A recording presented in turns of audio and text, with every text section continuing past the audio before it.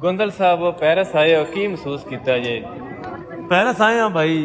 अब अगो पब्बे कपड़े शिकड़े पा के आए हैं सोने बड़े। एक मैसेज किया है, बंदे बाले भैड़े ओ किमें माड़े नो ओ ये चंगे तान बजियों जी बढ़ते जाइए ना डांगा ना कोल होण ना ये दिया वैसे मारन वजह ये सन ला सडन शेर सुर पढ़न साडे आकण वग जाओ जिदो भाई मैं तो वजह ਉਹ ਵਜ੍ਹਾ ਤੈਨੂੰ ਦੱਸਣਾ ਉਹ ਵੇਖੀ ਹੋਣੀ ਅੱਜ ਕੱਲ ਵੀਡੀਓ ਚੱਲਦੀ ਹੈ ਵੀ ਸਾਰਿਆਂ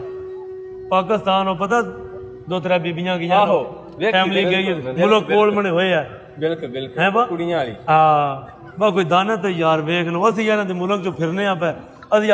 8-10 ਸਾਲ ਕੱਪੜੇ ਪਾਏ ਤੇ ਲੱਗਿਆ ਪੈਰਿਸ ਸਾਫਲ ਡੋਰ ਤੋਂ ਉੱਪਰ ਇੱਕ 뮤직 ਸ਼ੋਅ ਪਿਆ ਚੱਲਦਾ ਸੀ ਉਹਨਾਂ ਖਲਵਾ ਕੇ ਤੇ ਉਹਨਾਂ ਪੁੱਛਿਆ ਯਾਰ ਕਿਹੜੇ ਮੁਲਕ ਦੇ ਹੋ ਇਹ ਆ ਕੇ ਜੀ ਪਾਕਿਸਤਾਨ ਦੇ ਆ तो उन्हें आख्या वेरी नाइस ड्रेस एप्रीशिएट किया जो बिच चिड़िया कुड़ियां तितलियां बिचलियां हसदी है भी आवाम कोई किसी ने है ही नहीं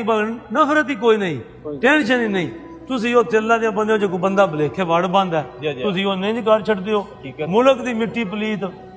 समझ आई मैं क्यों आवे नहीं हकीकत बात है वीडियो जिस वेखी ना बंदे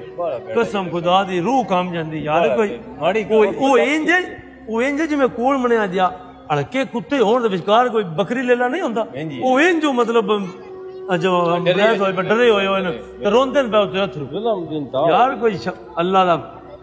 गत्या तुहाडे च कोई है तो रब तो डरो ये गल इंज नहीं करीदा हुंदा कुछ थोड़ा जिहा चलो फोटो ले लो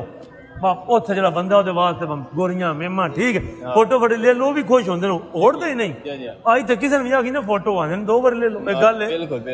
लेकिन आज करना अगले बंदे नहीं कर छड़ना तो अपने मुल्क दी बिस्ती अपनी कंट्री दी बिस्ती हां देखिया वे लो खेड़ियां पाईन गशके पकड़ दे वो भी खुश कोई टेंशन नहीं मतलब ये होंदियां जे कौमां शौर वालियां थोड़ियां असि भी उस चीज दा हिस्सा जेड़े जी उत्थे आण ना मैं गल पे करना पर लेकिन ए भाई थोड़ा जा शौर लियाओ आपे च ते ऐ हरकतां जड़ियां ने नीच छड्ड दियो कुछ ही कर ते बाकी पेरिस आए होए ते हसदे रहो ते बसदे रहो ते ए वीडियो जरूर दस्सिया शेयर करिया ते अपना ओपिनियन जो तुहाडा माइंड चो है कमेंट चो दस्सिया गल ठीक कीती या गलत कीती चंगा रब रख